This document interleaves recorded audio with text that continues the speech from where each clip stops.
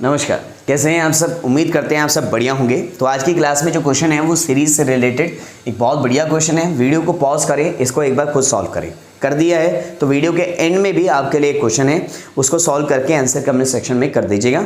मैं आपको बता दूंगा कि आपने करेक्ट किया है या नहीं किया है। आइए करते हैं इस क्वेश्चन को।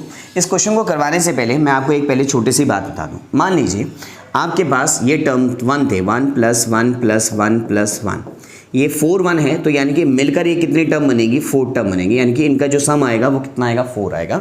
और इसी तरह से मैं अगर कह दूं ये अप टू 100 तक हैं तो इनका सम क्या आएगा, 100 आएगा।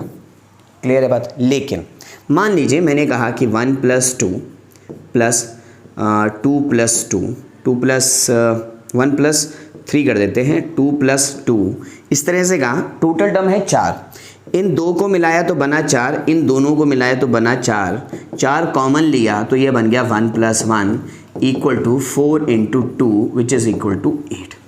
अब क्या हो रहा है, अब भी 4 टर्म थी लेकिन इस बार कितना आया हमारे पास, 2 टर्म आया, क्योंकि 2 मिलकर 1 बन रही है। 2 मिलकर क्या बन रही है, 1 बन रही है। मान लीजिए मैंने कहा ऐसे ऐसे करते करते आपके पास टोटल 20 टर्म्स थी और हर 2 टर्म से 1 टर्म बन रही थी, हर 2 टर्म से 1 टर्म बन रही थी। तो टोटल कितनी टर्म बनेगी आपकी, 10 बनेगी। यानी कि जितनी भी होंगी उसकी आधी टर्म बनेगी। मान लीजिए मैंने कहा आपके पास 200 टर्म है और हर 2 टर्म मिलकर 1 टर्म बना रही है, तो आपके पास टोटल कितनी टर्म बनेगी, 100 टर्म बनेगी। तो उम्मीद कर रहे हैं ये वाली बात आपको समझ आ गई है। समझ आ गई है तो आइए इस क्वेश्चन को सॉल्व करते हैं हम। बहुत ही ईजी क्वेश्चन है, ज़रा ध्यान से देखो इस वाले क्वेश्चन को। अगर मैं इन 2 टर्म की बात करूँ तो इनसे एक नंबर बन रहा है जो कि है -6। इसी तरह से इन दोनों को भी सॉल्व करूँ तो बन रहा है -6। इसी तरह से इन दोनों को भी सॉल्व करूँ तो बन रहा है -6। और ऐसे करते करते करते कितने तक बन जाएगा, 100 टर्म्स तक, है ना, ऐसा जाएगा। अगर मैं सारे में से -1 कॉमन ले लूँ तो ये बन जाएगा 1 + 1 + 1 + अप टू डैश। कितने बनेंगे देखो, अब ध्यान से देखना। 2 मिलकर 1 बने, 2 मिलकर 1 बने तो कितनी बनेंगी, टोटल 50 टर्म्स। कितनी बनेंगी, 50 टर्म्स। यहाँ पे भी क्या आना चाहिए, 50 आना चाहिए, है ना। 50 टर्म्स बनेंगी ऐसे करते करते।